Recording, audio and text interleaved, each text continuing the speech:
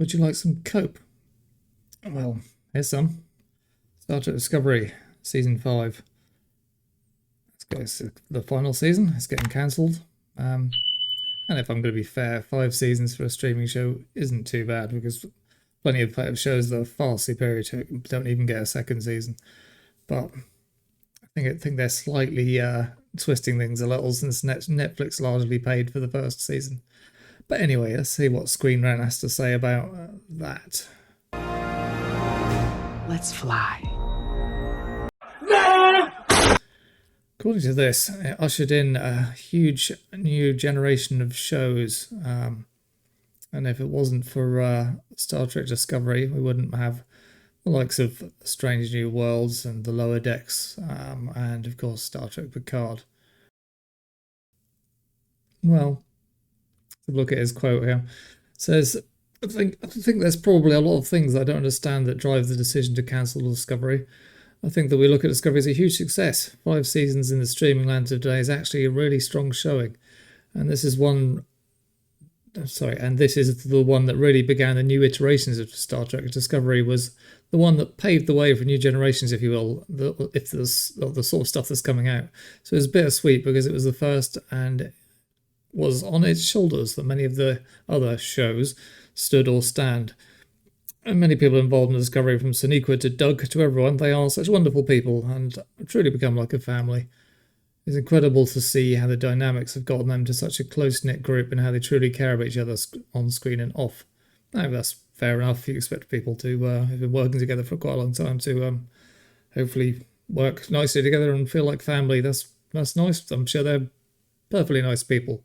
But what we're really talking about was Discovery a success? I mean, if you read pretty much any Star Trek forum, it's largely loathed from start to finish.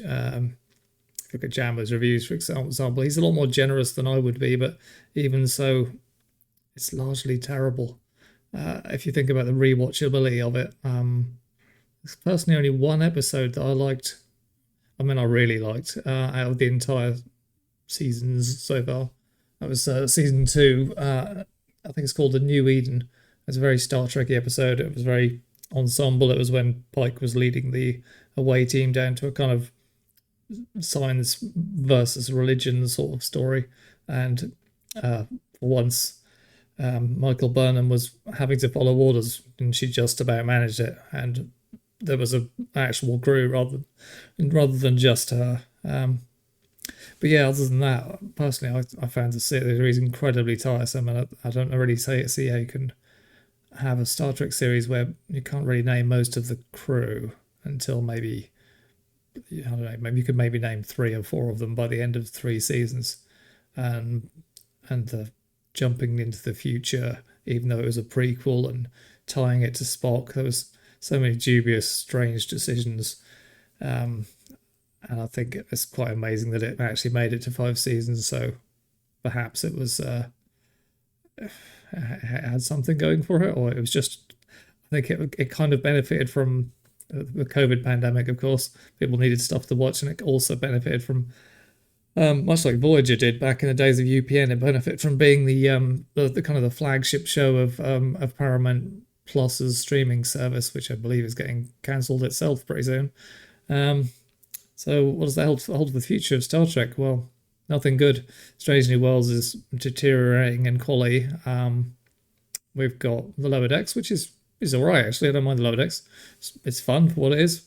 It's a kind of it's a comedy that'll make you smile now and again. It's not very Star Trek-y, but it's okay.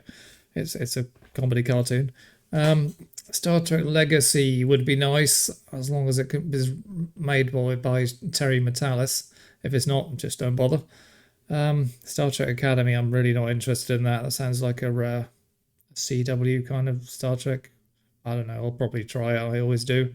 And then we've got the Section 31 movie starring Michelle Yeoh, which, I mean, she's superb, but whether that can actually be any good, I mean, we don't need any more dark, gritty Star Trek right now. But yeah, at least Star Trek Discovery was a triumph, I guess. And in my opinion, thank God it's ended. Anyway, if If you like this video, like and subscribe. If not, thanks for watching anyway. Bye.